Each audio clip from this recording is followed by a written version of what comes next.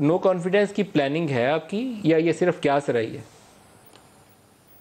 देखिए, प्लानिंग जो है उसका जो हमारी मंजिल है वो एक fair and free early election है।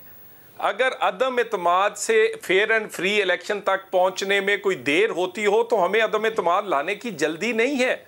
हम तो आज अपनी खाली टिकटें लेकर असेंबली में बैठ जाएं तो इनके आधे जो लोग हैं वो इनको छोड़कर आप कहते हैं अदम इत्माद पे वोट, वो यकीन करें वो उससे बड़ी चीजें कमिट कर लेंगे।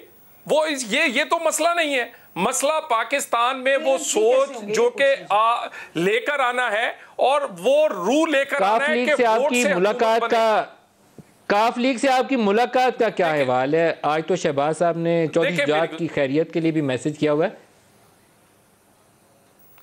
देखिए वज़ादारी जो है वो रहनी चाहिए और उनका मौक़िफ़ मुख्तलिफ जमातों का हो सकता है, लेकिन मैं सिर्फ काफ लीग की बात नहीं करता, मैं तो पीटीआई की आधी पीटीआई की बात कर रहा हूं। ये तो बेचारे हमारे सहारे पर है, जिस दिन चाहेंगे गिरा देंगे, मगर हमारा इनसे मसला ही नहीं है। ये नून लीग का काफ लीग से कोई बाकायदा राब्ता हुआ?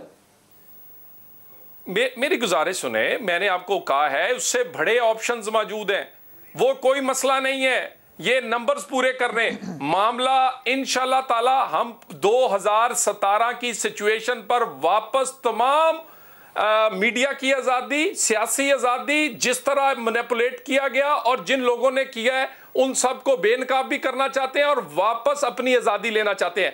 ये नहीं हो सकता कि आप बेटे से तनख्वाह ना लेने पर तायाद ना अहल कर दें, किसी को तौहीन अदालत में उड़ाकर घर भेज दें, किसी के कुछ कर दें। ऐसा नहीं चलेगा। पाकिस्तान में हक हुक्मरानी वोटर को है, वो जिसको वोट देगा वही लीड करेगा, वही। सो हम वो जिद्दोजहद कर रहे हैं, हम वहां पर ये वापस लेकर जाएंगे इंशाअल्लाह ताला। नवाज शरीफ क़यादत करेगा आने वाले वक्त में और ये आपके सामने होता हुआ नजर आएगा।